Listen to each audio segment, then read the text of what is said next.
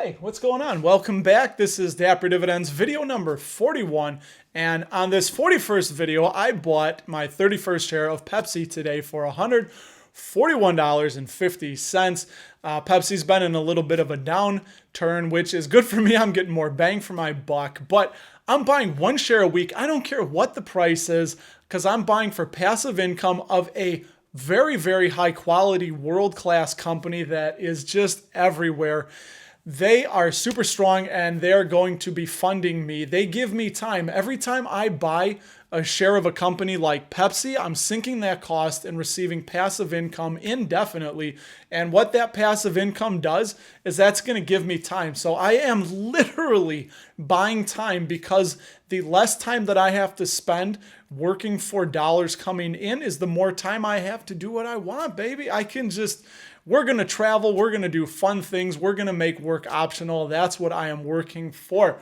So let's get into it. What else did I do today? I bought, as you can see on the screen, a Coca-Cola call option that expires next Friday, the 22nd of January. It's for $51. If Coca-Cola closes below $51.14, because that's the premium I paid, then contract will expire worthless. It will be worth not a nothing, zip zilch.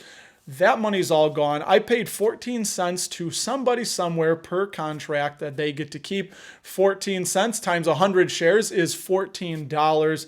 It's a gamble. I'm basically gambling.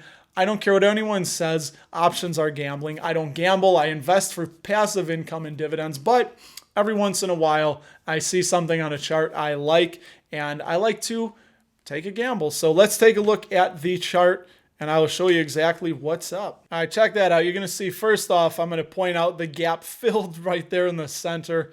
Back in November, Coke did create a gap.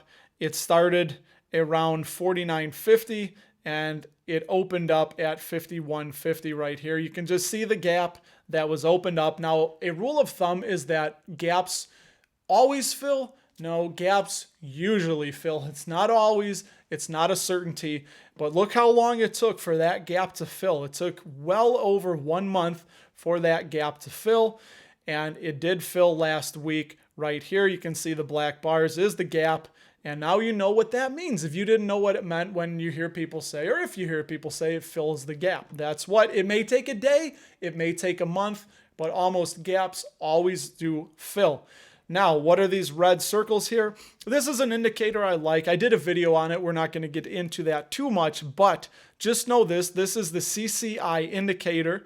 And on the CCI, when you see it tick above 200, there is a very good chance that there is going to be near-term pullback. And you can see here, I just did it in red. Went above 200, hit 51, down to 48, hit 51. You can see it didn't hit 200, but it did cross over the 100 line, which is one of the delineating lines that tell that it is likely to come down in price sometime. It could take months. It's not a hard and fast rule. And then you can see again where it went over 100, 51. But you can see that the peaks were getting lower. So it tells you that a drop is usually coming. So right there, 51 was resistance, down to 48. 51 down to 47. 51 to 48. 50 to 46. So right here, it was starting to make lower highs and lower lows until it ticked up. And then it had the gap that it created, which did fill last week. And once again, you can see we hit 200. It just barely touched the 200 right up here. And the CCI in that case was warning you that a drop is likely coming. We don't know how much, but prices are probably going to pull back. And sure enough, from 54 down to 49.50, where it found support. And oh, look where that support line is. That's right. That was old resistance. So old resistance becomes new support right around 49.50. I just love stuff. I love looking at charts. Even though I'm a dividend growth investor and I buy and hold forever, I still love looking at the charts and trying to predict what's going to happen. But truth is, we don't know what's going to happen, and buy and hold is the best strategy in my opinion, and that's what works for me. So the last thing I'll show you is the It's like a rubber band. If it goes too high, it stretches, it snaps back. If it goes too low, it snaps back toward the middle. And you can see right here, when you see the brown area on the CCI, it went too low and then it snaps back up. So here it was 46, snap back all the way to 54 when it's above the 200. And almost always, certainly when you see 300 on the CCI, it's coming down. And sure enough, it came down. It's a yo-yo. If you're in Coca-Cola for the long term, you're going to be fine. And the last thing I would like to point out is the RSI, the relative strength indicator. If you look here, when it goes below 50 and heads toward 30, it got just below 40 and it found a little bit of support before it came up. Same thing. It's all in line right there. It's all in line. It's telling you prices are probably going to come up. And once again, the CCI hit negative 300 and the RSI hit even lower on the scale, and it told you it's looking like it's going to come up, and it did pop up above 51 and then it was rejected and price fell back down. So I don't know how low we're going, but what I do know is that Coca-Cola should come up next week, and I'm only at $51 on the call. I'm very certain that it has a good chance to hit 51. And if it goes a little bit above 51, I should be able to get my money. And how am I getting my money? I did a 2-for-1 reward to risk to loss ratio. I'm thinking of my rewards already. All that means is $14 was what I spent.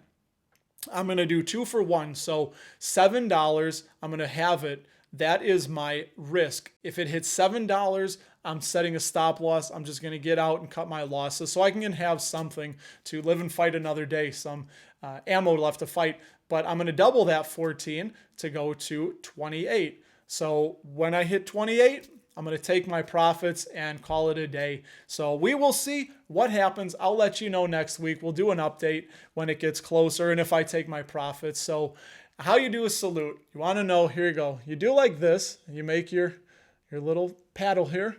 And in between your pointer finger and your middle finger, there's this little V.